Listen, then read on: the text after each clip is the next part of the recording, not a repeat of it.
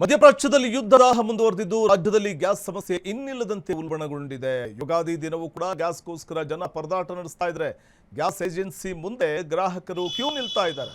ಗದಗ ಜಿಲ್ಲೆಯಲ್ಲಿ ಕಂಡು ಬಂದಂತಹ ಚಿತ್ರಣ ಇದು. ನರಗುಂದ ಪಟ್ಟಣದಲ್ಲಿ ಗ್ರಾಹಕರು ನರಗುಂದದ ಇಂಡಿಯನ್ ಗ್ಯಾಸ್ ಏಜೆನ್ಸಿ ಮುಂದೆ ಕ್ಯೂ ನಿಂತಿದ್ದಾರೆ. ಬೆಳಗ್ಗೆಯಿಂದಲೇ ಹಬ್ಬದ ದಿನವೂ ಕೂಡ ಗ್ಯಾಸ್ಗೋಸ್ಕರ ಸರತಿ ಸಾಲಲ್ಲಿ ಕ್ಯೂ ನಿಂತಿರುವಂತಹ ದೃಶ್ಯ ಕಂಡು ಬಂತು. ಈ ವೇಳೆ ಗ್ರಾಹಕರು ತಮ್ಮ ಅಳಲನ್ನ ತೋಡ್ಕೊಳ್ತಾ ಇದ್ದು ಮನೆಯಲ್ಲಿ ಅಡುಗೆ ಮಾಡೋದಕ್ಕೆ ಸಮಸ್ಯೆಯಾಗಿದೆ. ಹೊರಗಡೆ ಹೋಟೆಲ್ಗೆ ಹೋಗಬೇಕು ಅಂತಂದ್ರೆ ಉಪಹಾರದ ದರ ಏರಿಕೆಯಾಗಿದೆ.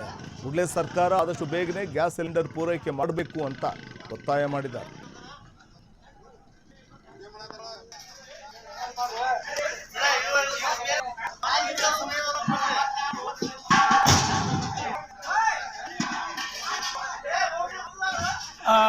ದಿನದ್ದು ಈಗ ಹೊಂದ್ಕೊಂಡಿದ್ದೇವೆ ನಾವು ಇದಕ್ಕೆ. ಹಿಂಗಾಗಿ ನಾವು ಈಗ ರೇಟನ್ನು ಜಂಪು ತಿಂಗಳಿಗೊಮ್ಮೆ ಕೆಲವು ಮಂದಿಗೆ ಒಲಿ ಈಗೂ ಇದ್ದವ್ರಿಗೆ 2 ತಿಂಗಳಿಗೊಮ್ಮೆ ಕಡಿಕೆ ಹತ್ತಿರ ಸಹಾಯ ಆಗಬೇಕು ನಮಗೆ. ಮತ್ತು ರೇಟ್ನೊಳಗೂ ಒಟ್ಟೆ ಯುದ್ಧ ನಡೆದು ಭಾಳ ನಮ್ಗೆ ತೊಂದರೆ ಆಗಿಬಿಟ್ಟೈತಿ ರೀ ಸರ್.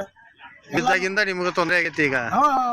ಯುದ್ಧದಿಂದ ತೊಂದರೆ ಆಗೈತಿ ರೀ. ಮನೆಗೆಲ್ಲ ಹೆಂಗ ಆಗ್ತಾ ಇದೆ ಸರ್ ಈಗ? ಮನೆಗೆಲ್ಲ ಈಗ ಮತ್ತು ಸರಿಯಾಗಿ ಊಟದ್ದು ಗ್ಯಾಸಿಂದು ಇದು ಇಲ್ಲ ಅಂದ್ರೆ ಸರಿಯಾಗಿ ಆಗೋದಿಲ್ಲ. ಹೊರಗೆ ಕೊಳ್ಳಕ್ಕೆ ಹೋದ್ರು ಎಲ್ಲ ವಿಚಿತ್ರ ರೇಟ್ ಹೆಚ್ಚಿರಿ. ಹೊರಗಿನ ಆಹಾರ ತೊಗೊಳಕ್ಕೆ ಹೋದ್ರು ಎಲ್ಲ ತಂದ್ರಿ. ಮತ್ತು ಮನೆ ಒಳಗೆ ಮಾಡಿಕೊಳ್ಳೋದು ಉತ್ತಮ ಹೆಂಗಾರ ಜೀವನ ಮತ್ತು ನಡೆಸಬೇಕಲ್ರಿ ನಾವು. ಕ್ಷಣ ಕ್ಷಣದ ಸುದ್ದಿಗಳಿಗಾಗಿ ಫ್ರೀಡಂ ಟಿವಿ ಸಬ್ಸ್ಕ್ರೈಬ್ ಮಾಡಿ, ಲೈಕ್ ಮಾಡಿ ಹಾಗೂ ಫಾಲೋ ಮಾಡಿ. ಹೊಸ ಸುದ್ದಿಗಳ ನೋಟಿಫಿಕೇಶನ್ಗಾಗಿ ಬೆಲ್ ಐಕಾನ್ ಮೇಲೆ ಕ್ಲಿಕ್ ಮಾಡಿ.